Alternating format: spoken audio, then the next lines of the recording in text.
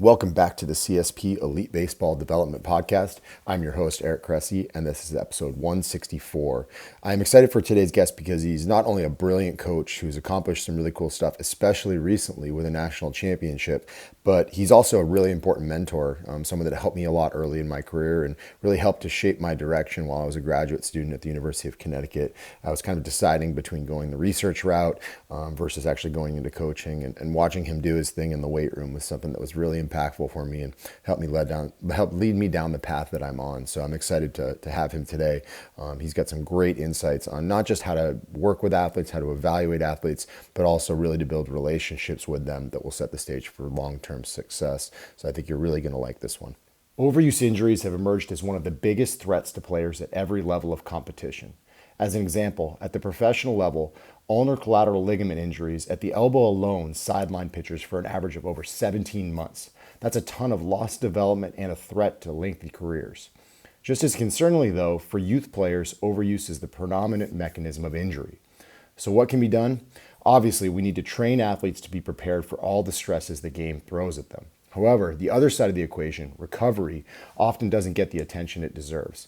Healthy, recovered arms mean you can stay in the game and give your best on the field, and that's where Mark Pro comes in. Mark Pro is a cutting-edge recovery tool that provides all the benefits of active recovery, but without the extra effort, muscular fatigue, or stress to tendons and joints. Players can use Mark Pro as long as needed for exceptional recovery between training sessions or after games. We'll often send Mark Pro units back with athletes to their hotels or even have them use them on team flights. Both easy to use and portable, Mark Pro is a powerful tool that allows recovery anywhere, anytime. Use it while relaxing at home, on the road, or during tournaments. On a personal note, I was originally a naysayer when it came to Mark Pro. However, longtime Cressey sports performance athlete Corey Kluber turned me onto it. He adopted Mark Pro into his post-pitching recovery approach, and it was an integral part of him going out and throwing 200 innings year after year. This led me to experiment with it myself and with more of our athletes, and the feedback was consistently outstanding. Now, just a few years later, you'll see it in every major league organization as part of the routines of some of the most accomplished baseball players on the planet. If you're looking for the same results enjoyed by these athletes, visit markpro.com and use the coupon code Cressey at checkout for an exclusive discount. Again, that's markpro.com, marcpro.com, and use the coupon code Cressey, Cressey, at checkout for an exclusive discount. Today's guest graduated with a bachelor's degree in kinesiology in 2002 and a master's degree in sports management in 2014, both from the University of Connecticut. While at UConn, he served as a graduate assistant strength and conditioning coach. He then accepted a role of assistant strength and conditioning coach at the College of the Holy Cross in 2004. In 2008, he joined Quinnipiac University as the athletic department's head of strength and conditioning. He has since been promoted to Associate Athletic Director and Director of Athletic Performance. He primarily works with the men's and women's basketball and ice hockey teams at Quinnipiac, but also oversees the strength and conditioning development for all 21 varsity sports. This year, the Quinnipiac men's hockey team won the national championship. In addition to training student athletes at Quinnipiac, he has written and lectured extensively. He's a Level 1 and 2 certified through Reflexive Performance Reset and is a Level 1 nutrition coach through Precision Nutrition. He also holds certifications from the NSCA and USA Weightlifting. Please welcome to the show, Brijesh Patel. Brijesh, it is incredibly overdue. Welcome to the show.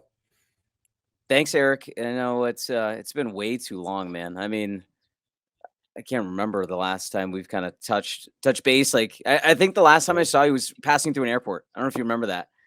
Last time, I do remember physically, that. yeah, I don't know where it was going or where you were going. Yeah, we were like crossing paths. I'm like, oh, no way.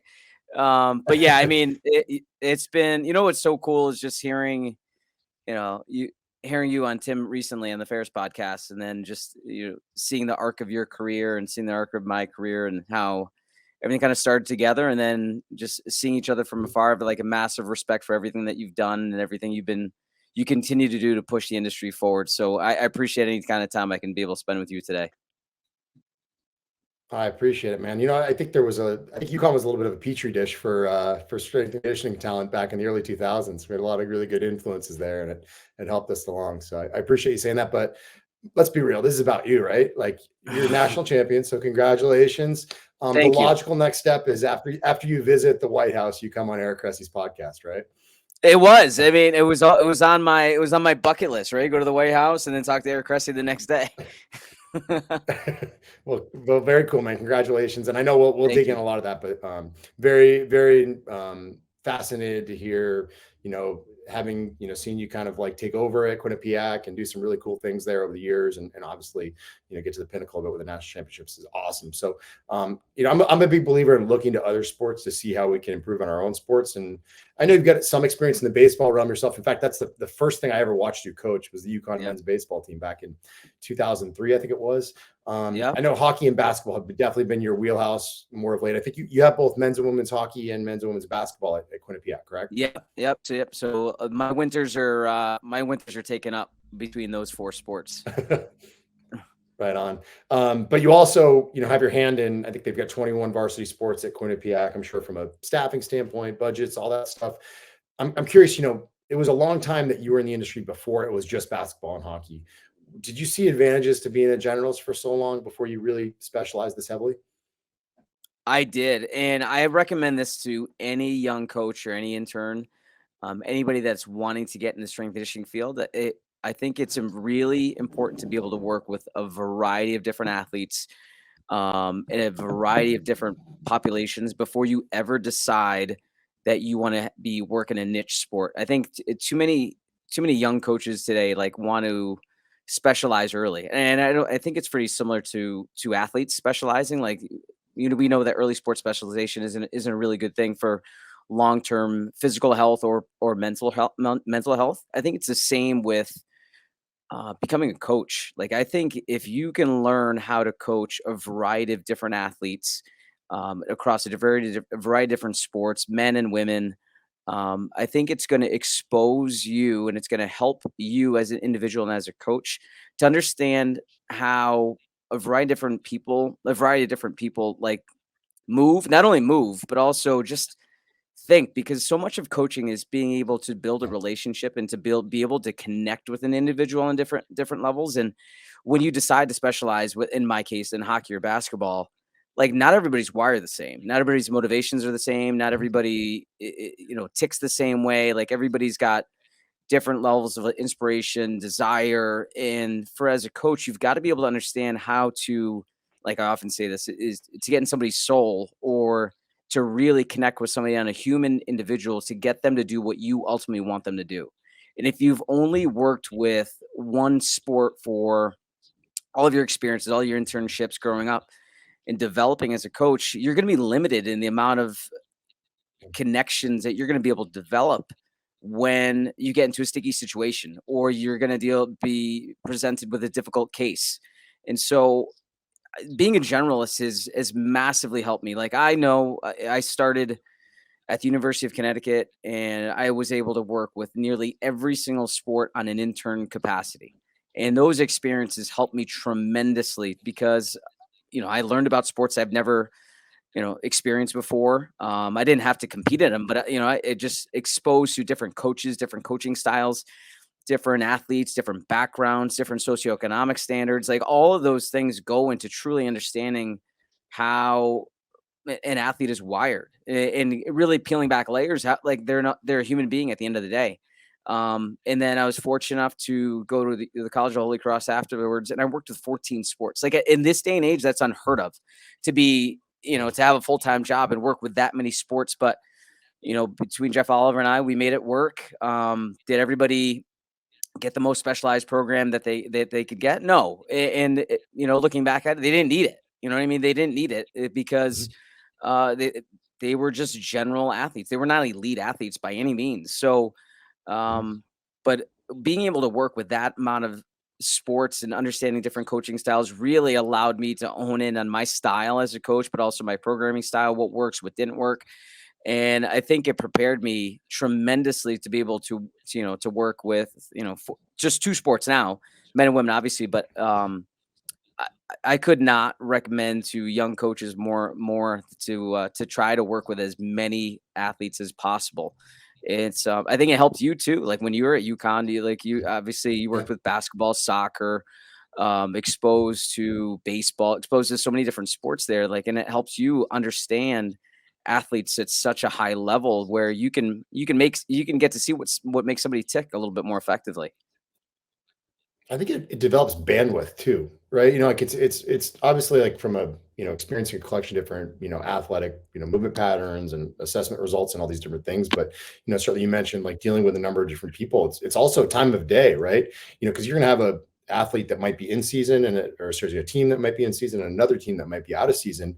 The in-season team might be practicing or, training at 5 p.m. after practice ends. And some of the other ones might be coming in at 6 a.m. before practice or before school starts for the day. So you have to learn how to manage your time, very, very different when you collectively are dealing with a lot of different people and obviously time of year constraints, whether they're in season, off season, there's a lot of different things that go with it. So, the big one thing I think too in specialization is you kind of earn it over the course of a career. Like it's almost like a level of autonomy that takes place. And the problem, with anybody early in their careers is someone that takes a ton of autonomy. They think that they're ready for it. And there's actually a lot of, what's the saying, structure sets you free. A lot of people need that structure early in their career so that they have a good developmental path. And if you're the specialist at 22, it's generally not going to bode well for the long-term development path.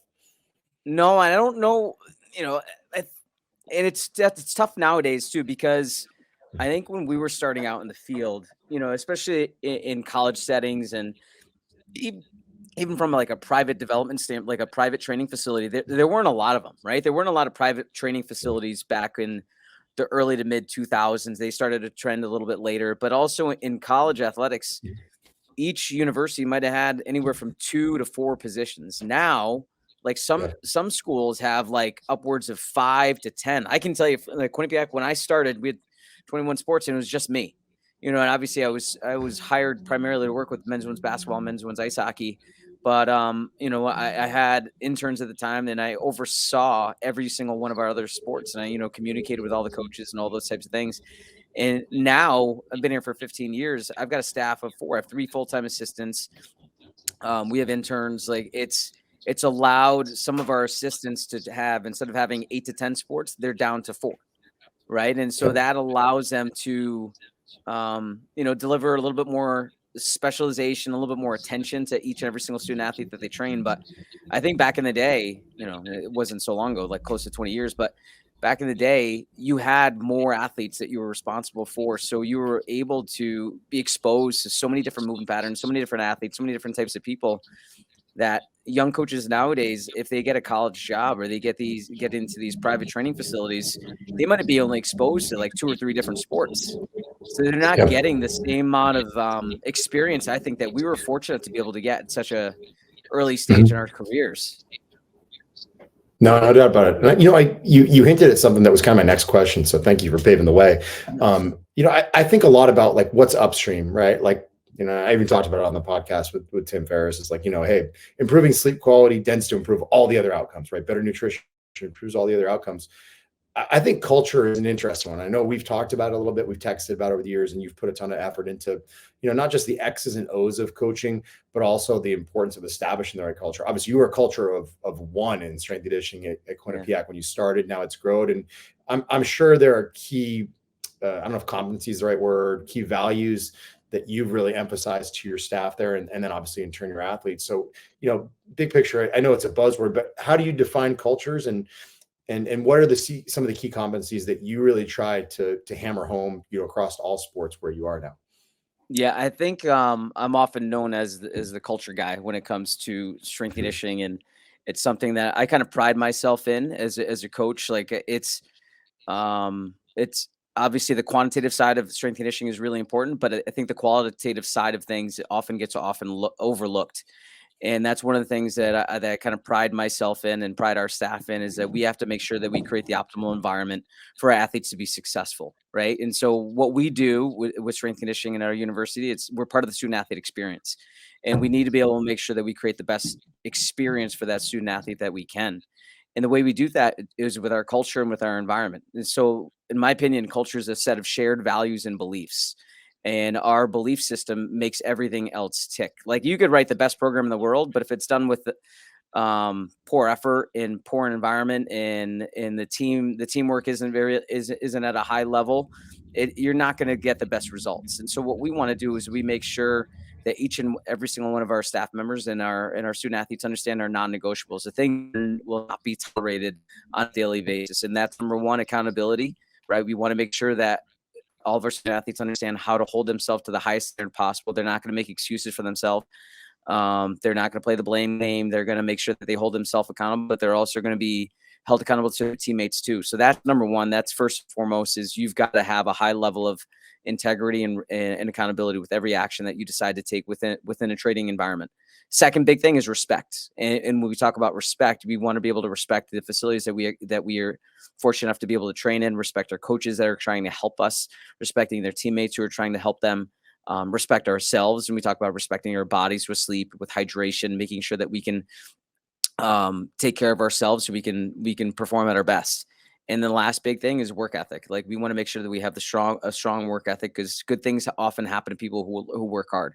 So our culture is set through our non-negotiables, right? So accountability, respect, work ethic is key towards everything.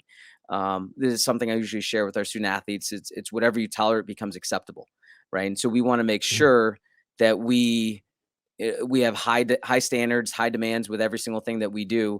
And it's not done in a militant setting. I think that's the personalization side of things that we do. Is everything that we do and everything that we tell our student athletes is listen, we're doing these things and we're saying these things because we're trying to help you become the best version of yourself. There's some days we might need a kick in the butt. Some days you're going to need a hug. Some days you're going to, we're going to be hard on you, because we recognize that each and every single one of us can grow, can improve, and can get better. And, it's set with our non-negotiables, and we try to create an environment that it's structured, it's organized, and it's efficient, as well as being positive, safe, and disciplined. Right. So those are key ways that we create our environment. Right. And, I don't know if you've ever read James Clear, Atomic Habits, but he's got a great thing on environment, right? Like, environment is the invisible hand that shapes human behavior. Right. And so the human behavior that we want to try to create is one of elite performance, right? We want to be able to perform at a high level. We want to be able to maximize our genetic ceiling as much as we can. We want to be able to become the best individual, but also the best team at the same time. And the only way that's going to happen is through if the environment is created where,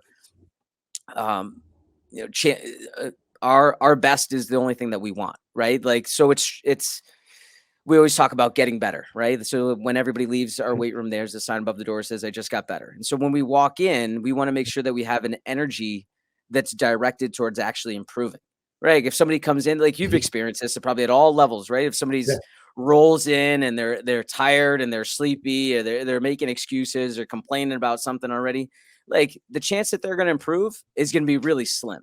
So we tell our athletes, and they're going to bring others down around them, right? Exactly. And it becomes contagious. Like, right. So positive energy is contagious, and negative energy is contagious too. So we have a saying on the outside of our door when you walk in. It says, be responsible for the energy you bring into the space.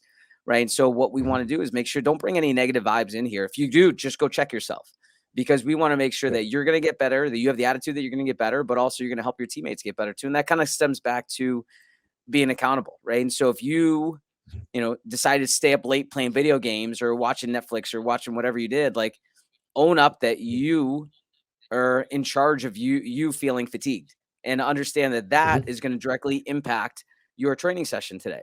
And that directly is going to impact your performance on the ice or the court today. So don't make any excuses for it. Like, own up to it. And if you don't like the way you feel right now, then maybe we need to figure out your sleep schedule. Maybe we need to figure out your nighttime routine. Maybe you need to figure out your nutrition plan. Like, all these types of things are just part of the process of education. And I think that's kind of goes into our overall philosophy that our staff really recognizes and understands. Is our philosophy is based around 3 goals. Number 1, reduce chance of injury. 2nd, make better athletes. And 3, educate. And how each individual coach on our staff decides to, prescribe training programs for their assigned sports is up to them. So there's a lot of creativity involved. There's a lot of artistry that they can undergo, but it's all about, number 1, reduce chance of injury. 2nd thing, make them better athletes. And 3, educate. So education is a big piece of the puzzle, but it's all stemmed around our non-negotiables. Does that kind of help with like understand like culture, right? Because culture is so Yeah. it's Yeah. a It's a moving people, target. yeah, people talk Yeah. about it all the time, and it's culture isn't something that you do just all right. Here's this is I think annoys me more than anything. They're like, oh, we're gonna do a mental toughness day, like just like, Yep. or we're gonna work on our culture today. Like, how are you gonna work your culture today? Like, culture is something Yeah. that you do each and every single day, and you have to fight for your culture, right? As a coach, as a Yeah. leader, you have to set the tone for what's going to be acceptable and what's not going to be acceptable. But you've got to fight for it every single day. And doing this long enough, as long as I have, I've recognized and realized that when your athletes or your team members are fighting for your culture, that's when you got a chance to be really, really good. But if you're a coach-led team or a coach-led organization, you're going to be limited, right? So we want to be able to become a player-led team as much as we can. So the players are the ones fighting for the culture, and they're the ones who are holding each other to the standard of showing up on time, of making sure we're communicating, making sure we're cleaning up after ourselves, making sure we're doing the right tempos, all those types of things. That's when the magic happens, right? Like, and we were fortunate to be able to have a lot of success this year. But it's all because we were player led. Like they completely drove the culture, and they completely drove the ship in the right direction. That's a great lead into, as you were discussing this, you always ask like what happens when something goes wrong, right? So reducing the risk of injuries, priority number one, right? Like we know that just warming up in and of itself does that, right? The FIFA 11 is probably the most mundane collection of dynamic warm-ups, and it made a dramatic difference in, ACL injury risk and hamstrings injury risk in soccer players, right? So doing basic, boring stuff every single day works, right? So what happens when one of your basketball girls comes in and wants to skip a warm-up, or what happens when your men's hockey team leaves a mess in a locker room? I really mean that in the sense that it is the goal to have a player-led culture where you don't have to say anything, and you go and you nudge one of your captains, one of your veterans, and they handle it. Is it shared responsibilities? Like what do you endeavor to get to, and what are you okay with? Well, I'm not okay with them cleaning them up after, not cleaning up after themselves. I'm not okay with somebody skipping a part of the process, a part of the training session. And it happens. And oftentimes, like if they're the only person in there, like for example, like there was 2 women's ice hockey players who came in today, and they skipped a portion of the prep period because they were running late, right? They were running late because couldn't get in the locker room, didn't have the key, right? Or the janitor didn't open up the locker room for them. So they're running late, so they want to make sure that they got in time. So I told them, I'm like, you skip prep. I'm like, they're like, well, we're just trying to catch up on time. I'm like, that's all right. I'll wait for you. There's nobody behind you. We don't have somebody else in here. So make sure you get it done. And then they did. And when we start to have a full team come in, I want the upperclassmen, and what I call upperclassmen, anybody who's been here for more than a year. It's not just juniors and seniors; it's sophomores too.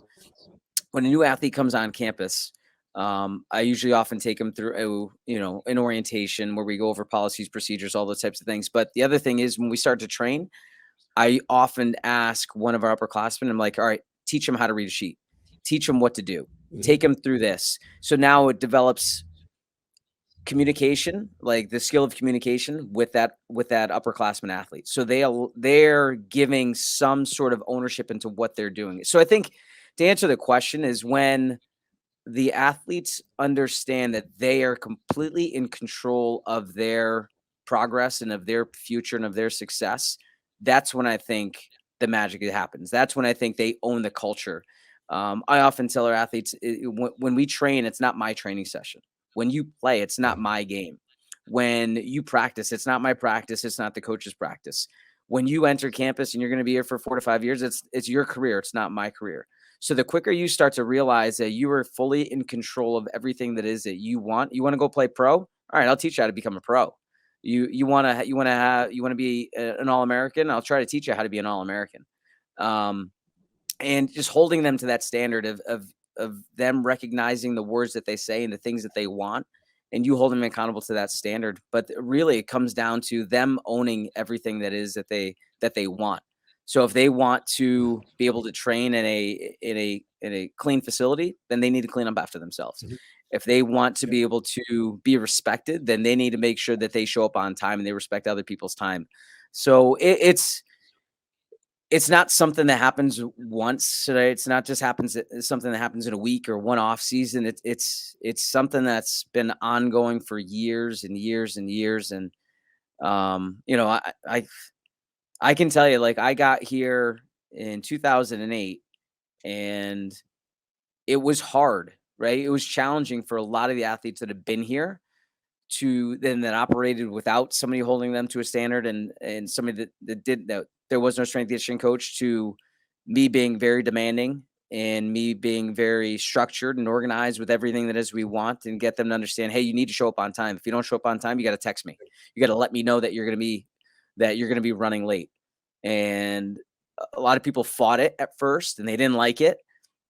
But they started to experience changes within their life where they started to become a little bit more disciplined in other aspects of their life, where they started to recognize that shoot, these things actually bleed into other aspects of my life where I need to do it. And then that's when that's really started to change, is when kids started to buy in, and then incoming athletes would start to realize that this is how we do things.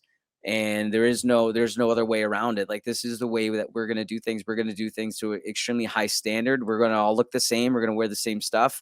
We're going to count when we do abdominal training. We're going to clap. We're going to talk. We're going to help clean up after each other. We're going to help each other set up weights. This is what we do. We're going to finish with the line. We're going to start behind the line. We're not going to wear hats in the gym. We're not going to bring our phones in the gym. Like, all these little things have created the culture over the course of time. And if there's any young coaches that listen to this, even veteran coaches who might recognize this, if there's something that you value, you've got to work towards it each and every single day. And I think that little lesson in itself can be applied to any aspect of somebody's life, right? If you want to change your body composition, then you've got to value your nutrition. And you've got to value the things that you put in your body. If you want to feel better, then you've got to dial in your sleep, right? If maybe you got to train a little bit more. If you want to value a relationship that you have, then you've got to work at that relationship. And it's really no different than if you don't like the training environment that you have, then you got to change it. And you got to figure out how to change it. But it requires some self-awareness too. And I know I'm going a bunch of different directions right here, but I think it's on point. I just want everybody listening to this to truly understand that culture's, it's a challenge to be able to get to, right? And you see teams win at lots of different levels, and you see, and the Nuggets just won the championship. The Vegas Knights just won the championship. Like, if that's what you want your teams to be able to get to, and if you want your environment, your training environment to be a high level and elite and where champions are made, then it's something you got to work towards each and every single day. You can't cut corners, right? It's something that you got to fight for. But when your athletes run it, then it's powerful. Then it's fun. That's huge. Let's talk about athletes. In particular, kind of this idea of like a college athlete lifespan. This is something that I think I've honed in on really, really deeply over the last couple of years, particularly, kind of in light of some of the Proteus findings that we've had with power testing and just how guys change. I think what often happens is college athletes are heavily differentiated from high school athletes from a strength and power standpoint. And what's really interesting, though, is that professional athletes and college athletes aren't a ton different when it comes to some of these measures. So clearly, it's skill development. It's being really, really good at certain things that make people professionals. That's the next level. I'm sure you guys have hockey players that have, ridiculous VO2 max or, whatever it may be, that just don't quite have enough to become NHL players, but they're solid college players. So there's a differentiator. But I think one of the things that we're seeing is a lot of athletes who thrive really in their freshman and sophomore years. Kind of they get the newbie gains out of the way, and then they tend to stagnate in those last 2 years of college. I know you're a guy that doesn't like to leave any stone unturned. I'm curious, one, have you seen this in athletes, whether it's because they've become, kind of closer to a physiological ceiling, or just because they don't realize that what works initially is going to work forever? And, what are some of the athletes that you like to throw out there with your more experienced athletes once there isn't really low-hanging fruit, available to be picked? That's a great question. And it is something that I've recognized You know, it was interesting. Like when I worked at the College of the Holy Cross, and my wife was a basketball coach there. She played there, and she was a coach there. And we had this conversation about how she recognized that a lot of players were really good their freshman year, and they just kind of stayed at the same level. And it's kind of the same thing that Yeah. you just said. And we always talked about, we wondered why.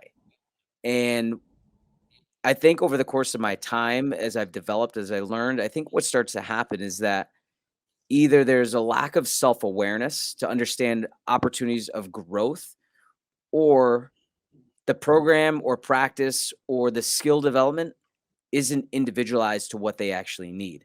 Because in college, it often happens, like it's really challenging to become individualized within a group setting, right? Because with the NCAA rules the way they are, you have limitations on time at which you can train and you can practice and all these types of things. And oftentimes when a coach designs a practice, or even a strength coach designs a training session, everybody's doing the same thing, right? Because you're trying to become a better team.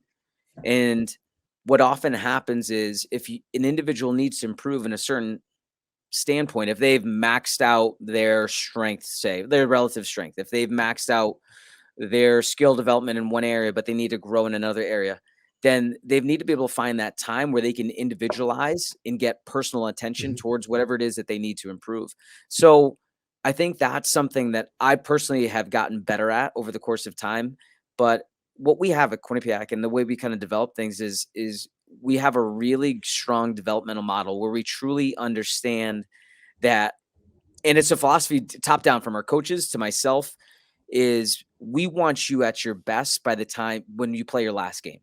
So that's your senior year. So that's something that's across the board from top down. And I think that makes it easy. Like, we often don't run into issues where kids peak when they're freshmen and sophomore. Like, every single one of our athletes honestly gets better at the sport that they're in. Physically, we might have to change some things, like maybe their vertical jump stagnates at a certain level, right? But their performance on the court is better. They can move better. They're healthier. That's a win for me. So what we've been able to do is individualize within a group setting, and it requires some creativity in how you're going to be able to do that things. But we often have different metrics where if somebody hits a relative strength marker, then now we can shift their emphasis towards speed and power, right? So instead of, say, maybe doing two lower body strength emphasis for the week, maybe we do one that's a little bit more heavier with a loaded emphasis, and the other day is going to be a little bit more speed and power oriented. So we can shift based on whatever it is they need, but we can do it in a structured environment where it still fits in the grand scheme of how we're going to be able to train within our hour block or hour and 15 block, where we can still make things seamless. And that happens over the course of time too. It's one of those things where when your athletes know how to train and they can train at a high level, you can tweak something for an individual here and there, and it's not going to interrupt the flow of an entire training session, where sometimes I think that it becomes challenging. Like, how do I, there's times we have like 4 or 5 different training programs going on at the same time. And for some, it's difficult. For some coaches, it might be difficult to manage. But for me, the athletes manage it themselves, because we've created the environment we were talking about before, where they own it. And all I have to do is I got to teach them the exercise, and then they can do it on their own. And then we just try to go around and make sure that they're doing it correctly, that they have the right cues, whatever it is that they need. But being able to understand how to individualize based on somebody's needs and assessment comes into play. Being able to create open blocks of time where somebody might need to be able to get in for an extra 15-minute session here and there, where they can work on their weaknesses. Like, I can tell you, for example, like from a skill development standpoint, our coaches do an unbelievable job at using pre-practice time or after practice time to work on those individual needs, where the athletes continuously can try to improve and get a little bit better. So we're fortunate that we don't often have those situations where athletes peak early on, but I know exactly what you mean, because I've seen it. Like, you can watch college sports, you can watch high school sports. We see it in youth sports, watching our kids too. Kids might be great at 10, 11, 12 years old, but then they don't develop any further. And then you got to start to ask yourself, why is it that they're not developing? Do they Maybe they need to spend more time training. Maybe they need to spend more time in their Mhm. nutrition. Maybe they need to spend more time in their sleep habits. Maybe they need to change. Maybe they need to introduce sports psychology. Maybe they need to work on their mental game. Maybe they need to become a better student of the game, and watch more video, right? And so every situation tends to be a little bit different, but I think the concept of getting better really helps, right? And so, like I said before, like Mhm. that's our mantra. We call it our company motto, like constantly get better. We've got to teach our athletes how to find ways to get better. And when they start Mhm. to own their processes of development and they can start to ask the right questions of how to become a 24-hour athlete, about how to become a little bit more aware of their athletic development, how to become a little bit more aware of their mental habits, how they handle adversity, how do they handle disappointment, how do they handle success. All these types of things really go into the developmental model where they can continue to experience growth rather than just hitting Mhm. obstacles. Does that make sense? Yeah. Yeah, I mean, I think you even hinted at the idea of like sometimes it's understanding when to do something different, right? So someone, plateaus from a strengthening standpoint and the window of adaptation is closed. Sometimes the best thing to do is go and focus on something completely different, even if that measure is on the court or on the ice. Recovery capacity is limited. You've got to figure out where you want to use it. I respect the heck out of the fact that I think in college weight rooms it's a rarity to have 4 or 5 different programs going, but I don't think people realize how easy it can be done. Yeah, It's subtle it's modification, and it really is, it like, it's works because we put something. the work in on the front end. Yes, You need and to educate them. when you yeah, exactly, like, it's when you create your environment, right, and you decide, like, how do I want my gym to run? I knew flat out, like, I'm not gonna handhold you. Like, I do not wanna hold your hand going through this entire training session, because what are you gonna do when I'm not there? And we talk about that in the off season, like the sports I work with. Yeah. You're often at home in the summertime when you're not on campus. Like, primarily with basketball and hockey, they have the longest seasons. You're primarily gonna be in season when you're at school. And when you're away from school, that's your off season. So I need to be able to teach you how to train by yourself. And when you Mhm. know how to train, you know how to warm up properly, you know how to prep yourself properly, you know how to have intent with every exercise and every single movement, you know how to, the right tempos, the right techniques, and you know how to train on your own. Then it becomes easier to individualize, right? But Yeah. if an athlete is so dependent upon the coach, they're going to struggle. It's like no different, right? You're a parent, right? Like, so if your Mhm. child is so dependent on you, like, what are they gonna do when they have to go off on their own? What are they gonna do Yeah. when they go off to college? Like, and they don't know how to do laundry. They don't know how to balance it. Well, nobody. I don't know if anybody balances a checkbook anymore. But, like, what are they gonna do when they gotta gotta handle a budget, or they gotta go grocery shopping, and they're gotta cook? Yeah. Like, if they don't have these basic skills, like, how will they be able to function? And I remember my grandfather used to say, he wrote me a letter, like, because he used to always write letters. He wrote me a letter, and in it was like, how is training your children going? And nobody ever really thinks about, like, you know, Yeah. parenting is training, but essentially it is. You're trying to train them to be Mhm. adults eventually. You're trying to train them to be independent. And I don't, athletic development, I don't think is any different, right? Like, coaching it's Mhm. training. You're trying to teach and empower the people that you work with to understand how to do things independently. And the coach is Yeah. there strictly to help guide them along the path so Mhm. that they Help don't set the fall. guardrails. Yeah, they don't veer Yeah. away from from the end goal, or for whatever it is that they want to accomplish. And so empowerment and teaching is really important. So when you're able to do that and you create the environment where it's allowed and it's expected, then it becomes easier to individualize. And Mhm. we individualize almost all year round. Like, it could be just a simple exercise. If somebody has a hip pathology, then they don't front squat and they trap our deadlift, like that could be an individualization and a key. If Mhm. somebody's going to have a APRE based program for a particular movement, or somebody's going to be a velocity based train, like, that's individualized in itself. Mhm. If somebody's going to do a injury modified exercise, that becomes individualized. So there's so many different ways. Or so you're going to choose to load somebody with a different implement versus somebody else. Yeah. That's how you can individualize. And it really is, somebody doesn't have to be on a completely different program, but you just got to have some minor tweaks here and there based on what it is that individual and that athlete needs. Yeah, it's an exercise progression could be different for a veteran versus a developmental athlete, from a new person that comes in. And being able to recognize, maybe being organized with a progression kind of scheme and plan of how you might take an athlete and take a movement through many different parts of a speed strength continuum. It allows things to become a little bit easier to navigate when and if you need to be able to, implement a said variable with a particular athlete. Absolutely. I'm actually fascinated to hear your response to this next one, because hockey is unique in the sense that you have a ton of different energy system demands, but the physicality of it doesn't just allow you to sell out for, basically conditioning exclusively. Like, you've got to be strong, you've also got to be powerful, all this stuff. I know baseball has changed dramatically over the past, 20 years. Just players are bigger and stronger than ever. The game is played at insane speeds. I mean, the last 20 years, we've seen an average fastball velocity increase about 4 miles per hour. So there's certainly injury trends that have changed along those ways. How has hockey changed over the course of your career? And you and I are both, early to mid 40s. So we're coming up on having 2 decades in the game. What's been your experience? It's athletes now, hockey athletes in particular, are more specialized. Like, they've decided to specialize in hockey for a long period of time, and with that, they're often more trained. Like, they've all done some sort of off ice training. They're faster.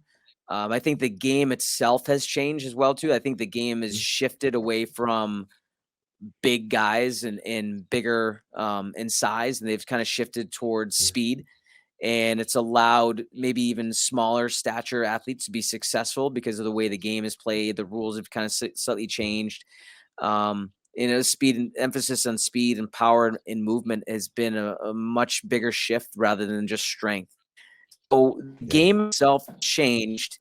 And as a result of having more specialized, more trained athletes, we've recognized that sometimes they often have a greater chance of injury when they come in because they just have more miles on their body. And that's not across the board. I think our coaching staff is really good about recruiting players that have played multiple sports. And I think they recognize the need for athletes. And that's something that our coaches love about the way we train. Is it's truly like about developing them as athletes and not just getting them to be the strongest people that they can be. Like, strength is important, but never at the expense of movement. Like, and so we have a very movement-based program where we use strength exercises and we use strength training to ultimately improve the athlete's ability, athletes improve their motor potential. And when we talk about that, it's really trying to get them to understand how to produce force, but also redirect force to be able to move their body in the most efficient manner possible through their environment. And so getting our athletes to understand how do I position my feet, how do I position my knees, how do I position my hips to maximize the amount of force that I can produce based on the exercise, maybe a squat or a split squat that we use. We're using them to understand how to develop that force, and then using speed and using power, we've got a great machine, the Ohm, to help our athletes to be able to understand how to apply that how to apply that force so they can ultimately help them on the ice or in their sport itself. So the game has changed. The game is faster. I think the athletes that come in nowadays to truly understand that they want to get faster. It's not just about strength. Like, it's one thing. Like, we met with a incoming freshman the other day, and I said, what are the big things you want to work on? He's like, I just want to get more explosive. I want to get more explosive. I want to get faster, because he understands, like, that's just the way we play. And speed kills. So we always talk about speed kills. Is we want to be able to play fast, but we have to have the capacity to be able to do that repeatedly. Hockey is one of those fun ones. It's an interesting one. There's so many different physical qualities that are going to be needed, but the way the game has changed, like, the emphasis on speed and power are massively, massively important. For us, the way we play, we've got to be, we prioritize our fitness at an extremely high level. Like, cause we get our athletes to understand, like, we can't just be fast and explosive for the first 20 minutes of the game. We got to be able to do it in the last bit of the game. So our ability to repeat efforts is extremely, extremely important. I like it. With that said, what are some of the key considerations across all sports, starting with assessment? Obviously, you have to assess a number of different qualities to figure out where the biggest windows of adaptations are. Like, what do you guys look at when a new hockey player arrives on campus like that? We the first thing that we do, and then it's to go over an orientation. Like we call this our orientation. We go over policies, procedures, not necessarily the assessment, but getting them to understand our culture, getting them to understand Yeah. what my purpose is. And I tell them flat out, like, my purpose is to try to help you become the best version of yourself, and getting them to understand this is how I'm going to coach you. This is what our expectations are, kind of all the stuff that we talk about culture.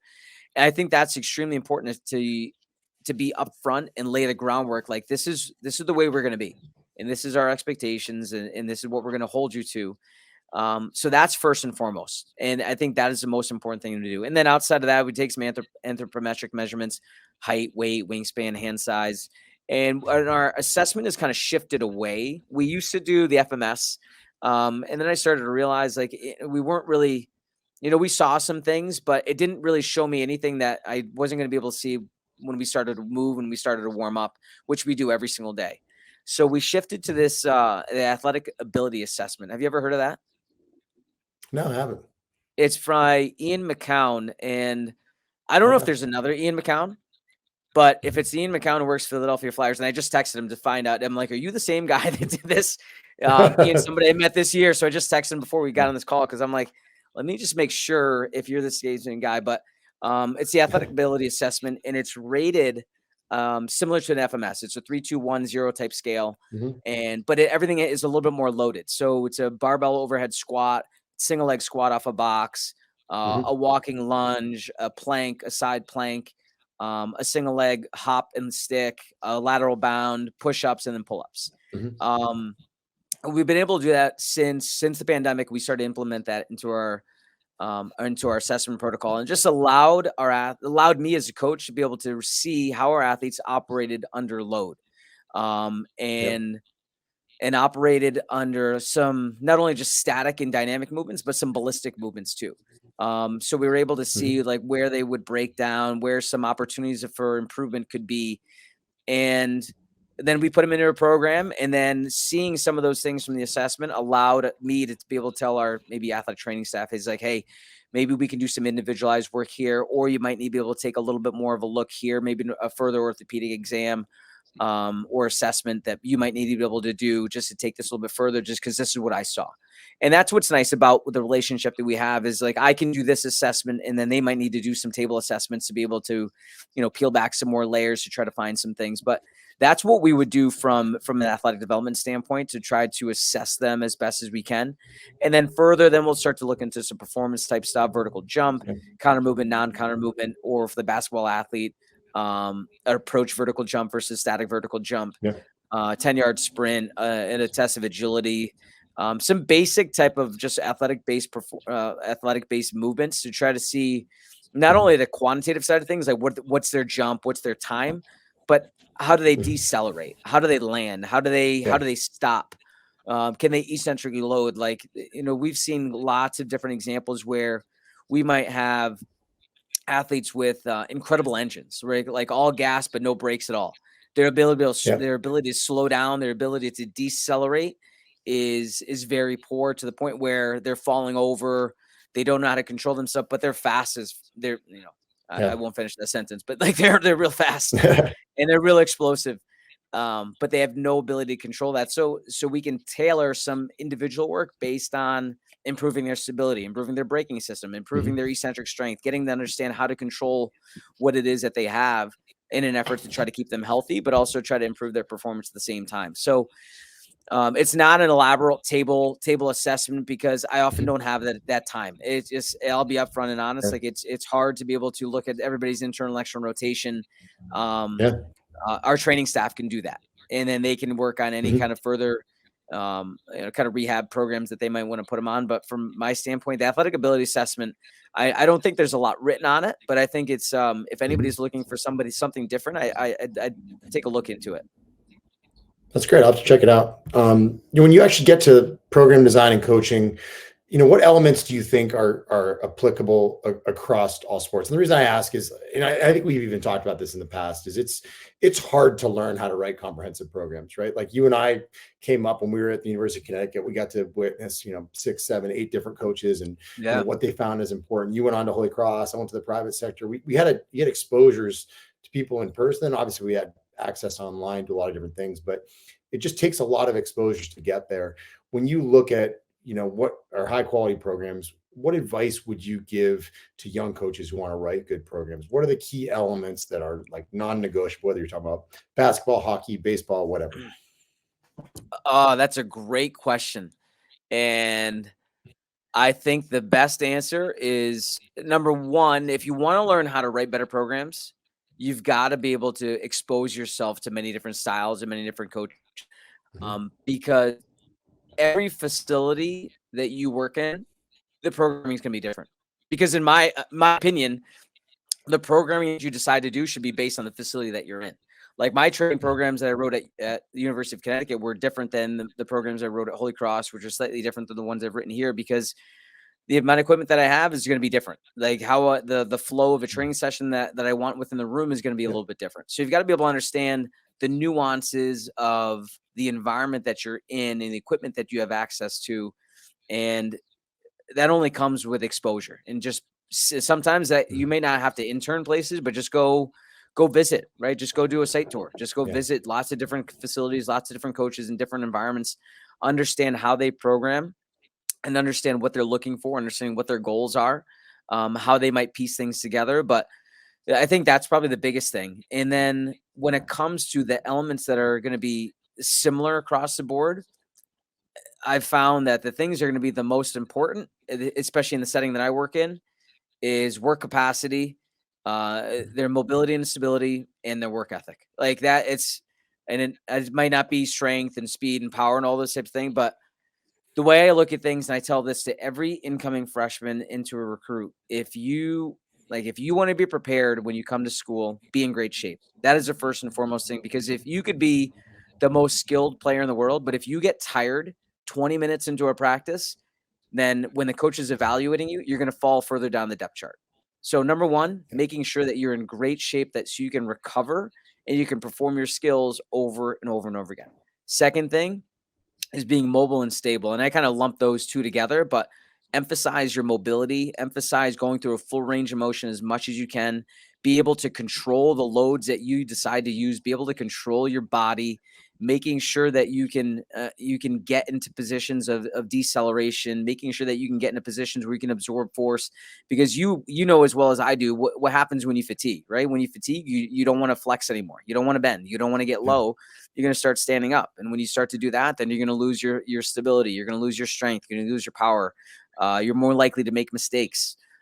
So those are key things. And the third thing is nobody should outwork you. Be hyper competitive, work as hard as you can, because whatever training program you decide to do, whatever emphasis you're going to have, whether you Olympic lift, whether you power lift, whether you use bodybuilding, whatever kind of principles you espouse to, whatever you like personally as a coach, you got to make sure that whoever's doing it is going to work hard at it.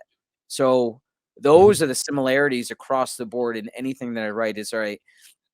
We're going to emphasize our work capacity. We're going to emphasize mobility and stability, and we're going to make sure that we coach the programs where their athletes work hard and they just don't go through the motions, so they can actually get results out of it. Like that, those are probably the commonalities across the board. And we'll emphasize strength development, structural balance, different movement patterns, but those are the three things over 20 plus years doing this that I think have been the most impactful and most important to get results. That's awesome.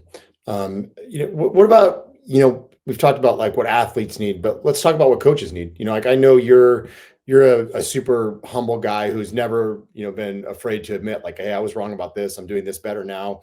What's been your biggest growth area over the past year? What have you changed that's had a favorable impact on outcomes? I think the biggest thing that we've done is, I think it might have been 4 or 5 years ago, I took a real deep dive into fascia, right? And I've given this presentation a couple times. I think I think we did a virtual NSCA conference for Maine for the Maine state thing. And I gave a presentation on fascia. And it's available, and I've given it multiple times. And going into anatomy trains, number one, was really important, but then also it took me down this rabbit hole of understanding and looking into different ways to impact our fascia. And when I've started to understand what fascia is, what the purpose of it is, how can we impact it, that's impacted how we cue and how we kind of teach some different exercises. Like that's going to be, I think that's been the biggest difference over the last 3-4 years. I know you asked for the past year, but it's still making an impact and getting me as a coach to understand how can I tweak this exercise to maybe impact our fascial development a little bit more, or how can we cue this exercise to create a little bit more traction through different fascial lines and slings to maximize the neural inputs that we're going to be able to get into back to our brain. And so that's what I think has made the biggest difference. And honestly, I don't know if you talked about it before, I kind of briefly mentioned, we've been fortunate to have access to this piece of equipment called an ohm, right? And an ohm is it's called optimal human motion. And I've been fortunate to be able to know the inventor, and he lives in Connecticut, and he's a physicist by trade, right? And that's what he grew up as. He's a physicist, doesn't know exercise, but he wanted to create a machine that was very lifelike in how we actually move as human beings. And so it's an isokinetic accommodating resistance machine. So isokinetic meaning that we can keep the constant speed, and it can go as slow as 0.1 miles an hour up to 10 miles an hour. And then when I say accommodating resistance, the resistance is going to change based on the amount of force that you apply into the ground. And I love the machine because it actually works on gait, right? We talked about before, like our program is very movement based, and we want to try to make sure that we can move in the most efficient manner possible. The machine allows us to work on our gait, not just in the sagittal plane, but in the frontal plane and the transverse plane. And we can do a variety of different things on it. And what starts to happen is that when you start to apply force at a constant speed, you learn how to tension and create mobility and stability at every single segment through the kinetic chain that allows you to move much more freely through your environment. And so those are the biggest things that we've really impacted and changed, like how I'll cue things with maybe an emphasis on reach, so we can create a little bit more of a tensional and tractional type stimulus to our fascia, and just maybe manipulating our environment through steps or through slant boards a little bit more to maximize our range of motion, to create a little bit more tension, develop a little bit more strength to our slings. That's probably the biggest thing that we've developed. And that's a constant battle. It's like, how do you continue to get better? How do you continuously try to grow so you can deliver the best program that you deliver to the athletes? And that's one thing. Our program may have not changed dramatically in the last 3 or 4 years, but how we do things has dramatically changed over the last 3 to 4 years. So that's probably the biggest thing. Yeah, that's probably the biggest thing. I like that. And the fascial system has been just an absolute difference maker. I think, to be fair, like the knowledge wasn't out there when we came up.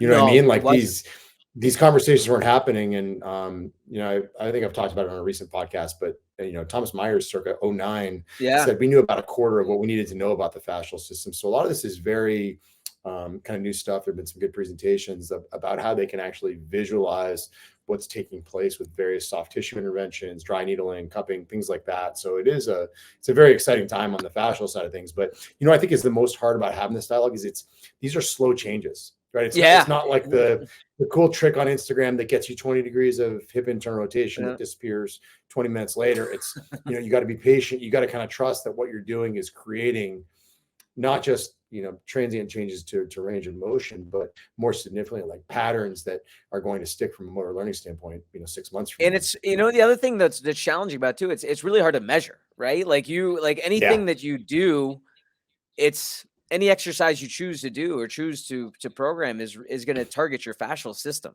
right? It's not something that you can completely isolate. Oh, we're going to do a fascial day. Like, what is that? Like, what do you mean? Like, that doesn't make sense. Yeah. Like, you just got to truly understand that every exercise you choose is really going to try to impact your fascial system. And I think taking a deep dive into PRI, taking a deep dive into RPR, and really just understanding how these different philosophies or different approaches are really just ways to impact fascia, right? That's all it really is. And just truly try to understand how you might need to inhibit certain areas of your body to facilitate proper change in another area. And all it is, it's a way to create optimal position. That's all you're doing. And fascia is often an obstacle to position. And what is it that we want to do when we train? We want to try to create the most optimal position to maximize the result or the desired adaptation that we want to be able to get. So we got to be able to understand that we can manipulate and we can change and we can tweak different movements to create a desired response just by, maybe elevating somebody's foot, maybe by putting somebody in plantar flexion, by elevating their heel, maybe by, using a band to facilitate a little bit more of a reach. Like there's just so many different ways and tricks that I think have just created a different lens for me to look at human movement. You know what I mean? And that's probably the biggest change that we've been able to make. I like that. So that's what's changed. What do you anticipate changing? You're a progressive thinker. I know you always want to be better. What's rattling around your brain right now, keeping you up in the middle of the night and excites you to learn more? Honestly, I think it's how do I continue to make an impact, right? Like that's the biggest thing. And I think I've really tried to, wrap my mind and wrap my brain around is as I get older, it becomes more difficult to relate to 18 to 22-year-olds, right? Because we're not on the same wavelength. We don't have the same interests. I don't do the same things they do. I mean, I've got 2 young kids, right? I'm a parent. Like there's just different things that I'm doing than when I was 28 or 30 years old coaching, college kids. I wasn't that far removed. So how do I navigate in the strange world that we live in right now with the way technology is adapting, with the way social media is moving, and with the way just everything in the world's changing? Like how do I continue to make an impact? So a lot of it is some self-reflection and developing leadership skills and understanding a little bit more emotional intelligence and looking at, my vulnerability and sharing what I'm not good at, or sharing what my stories with our athletes to try to create an impact. But I think the biggest thing that I've really been able to, I'm working at it. It's not a final thing, is trying to view the world through their eyes, because I can tell a story. I can tell you, how I may see things, but as an athlete, they're never going to see things through my eyes. You know what I mean? So I need to be able to change my perspective to be able to understand what is it that they're going through, what is it that they're seeing, what is it that they're experiencing, to try to relate to them so I can be a little bit more empathetic as a coach to try to help create the biggest impact that I can with them. I like that. That's probably the biggest thing, because it's a different world, man. I was listening to a Gary Vee podcast this morning, and he was talking about how, he grew up without the internet. And that's what we did too. Like our childhood was, we didn't have the internet until we were in high school, right? We didn't have, I remember putting in my first email my first day of college. I remember putting in a CD, right? You had to put it in the computer, and that's in, hooking up to AOL. Like that's how we hooked up to the internet, right? And so, we had a childhood that was devoid of the internet. And so how do we best interact with young people who all they know is the internet and always being connected and always being online? You got to be able to relate to them. You got to be able to understand what it is that they've experienced, good, bad, and different. Everybody can have their own opinion on social media or what age that they should be exposed to different things. It's, I don't know if there's a correct answer. There's some research out there, but I mean, the research would say as late as possible. As late as possible, right? A long term, because their brains aren't ready for it. It's true. Yeah, so it's true, but there's different ways to navigate. There's a lot to navigate, and I think if as a coach, what do you want to do as a coach? You want to have an impact, right? And when you want to have an impact, you've got to be able to, there's got to be a certain level of understanding. It can't just be your way, your way, your way. You've got to be able to understand the way other people are thinking. So I think that's the thing that I've been really trying to be able to understand the most.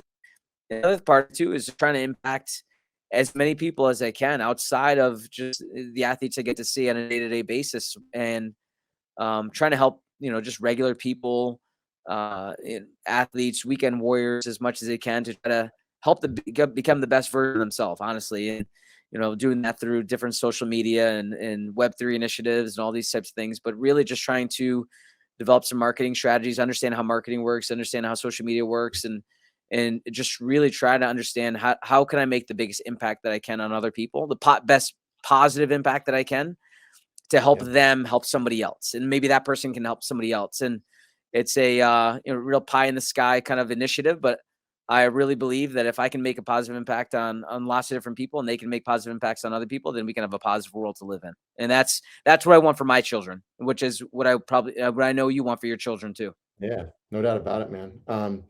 So we always do a lightning round as we wrap these up. And I know you are a voracious reader. You have been probably as long as I've known you. You were the guy that was getting up at 5 a.m. before it was cool to get up at 5 a.m. Is it cool to get up at 5 a.m.? That was impactful for me. As long as you're doing it on your own volition and not just because a child is yelling at you to wake up. But if you could go back in time, or if you could recommend one book to every young coach, what would it be? This is said by everybody. Shoot. One. God, good Lord. You can name a couple if you want to. I shouldn't say one. I'll give you two, right? I'll keep it to two because one, it's one of my mentors, Mike Boyle. He's recommended it for years, and it's How to Win Friends and Influence People. I think that's probably one of the biggest things to understand how to relate, how to communicate. Like communication is a skill. Mm-hmm. Squatting is a skill. Deadlifting is a skill. Jumping is a skill. Throwing a baseball is a skill. Like they're all skills. Mm-hmm. Communication is a skill, and it's a skill that's it's a lost art in our day and age because people communicate through text and through broken text and through memes and through so many different mediums that isn't face-to-face contact all the time. So being able to understand and recognize body language, being able to understand tone, listening skills. So How to Win Friends and Influence People, I think is a must read for a lot of coaches. And the second thing is Chop Wood, Carry Water. And that's by Joshua Medcalf. I don't know if have you heard of it? Yeah. And it's written in a very John Gordon type style where it's written as a story, easy read.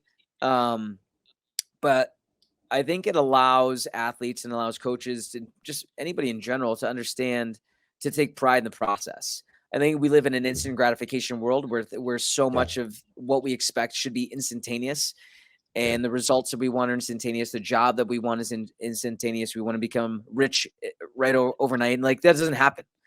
And so much of what it is that you want to accomplish is just simply by doing the basic things over and over and over and over again. It's this concept of just chop wood, carry water, and embracing the process instead of just looking forward to the outcome all the time. So those are probably the two books.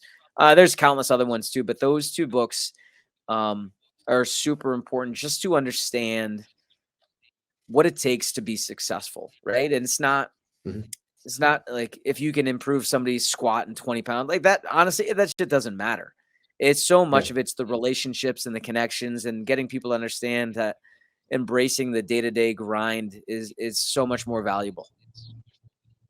I like that. What about going back in time to young Brijesh 20 years ago, which I guess would have been the University of Connecticut, maybe in that transitional time where you headed to Holy Cross, give or take. If you could give yourself some advice back then, what would it be? I've said this time and time again is don't think you know it all.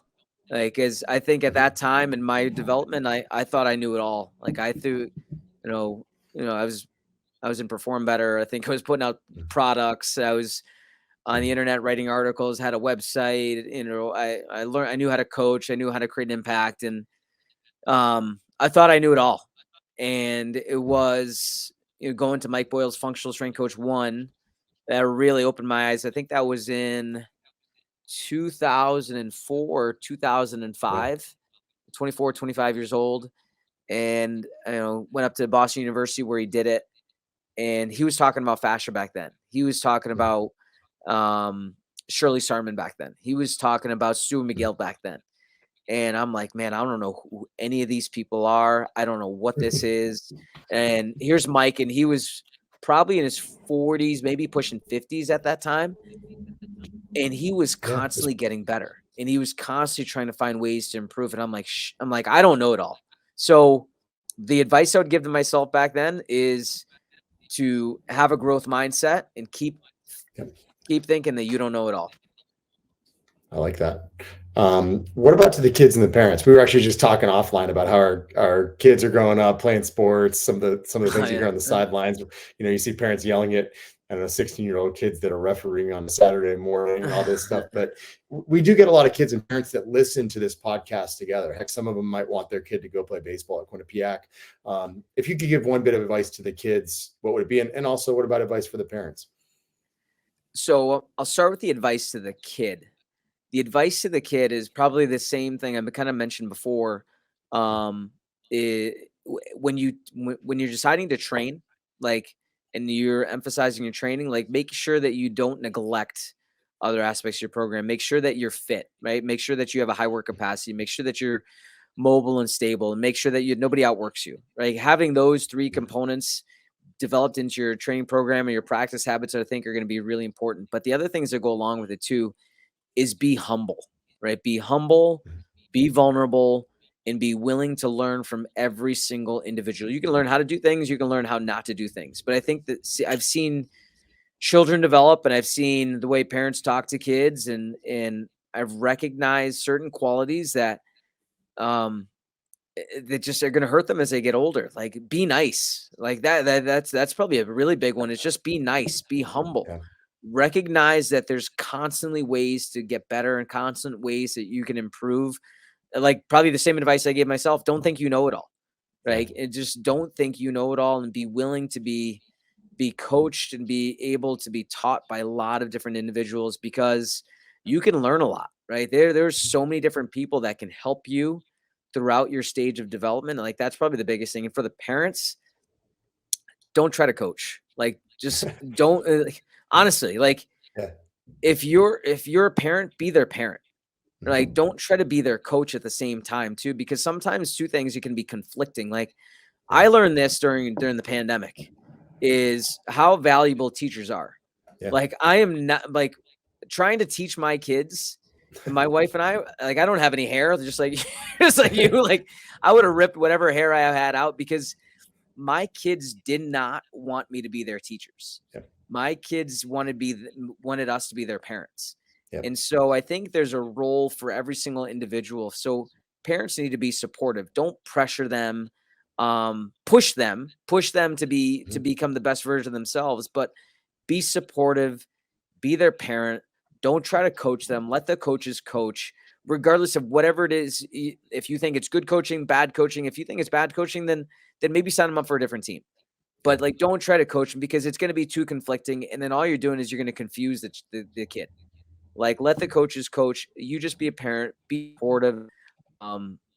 That's probably the biggest thing is I've seen too many parents think that they know everything, and then the kids honestly get confused. So as a parent, if you listen to this podcast, just support, love your kids up, push them, encourage them to try different things, and help them along their way. Like, remember, like we said earlier, you're training them to be individuals, train them to be independent, not dependent on you.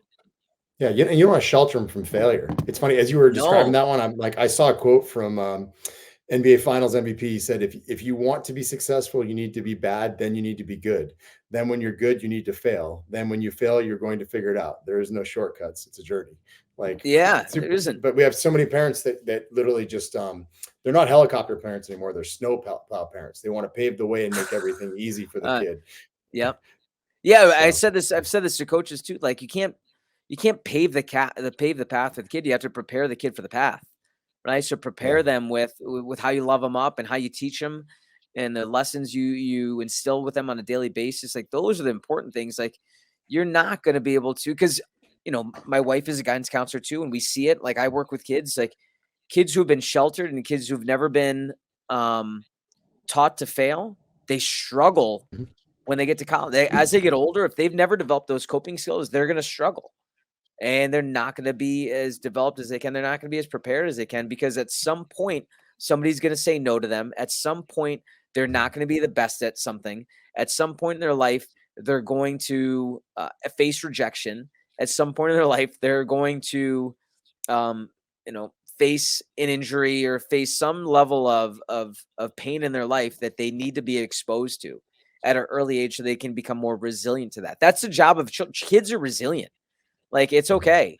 It's kids are, like I said offline, like my son was cut from a team this year and it hurt him for like a week or so. He was confused and he got over it and he had a great season with his new team. Like, kids are a lot more resilient than we give them credit for. Yep. So let them be kids. Let them learn. I love it. Nice, man. Where can folks find out more about you, B? Where are you at online these days?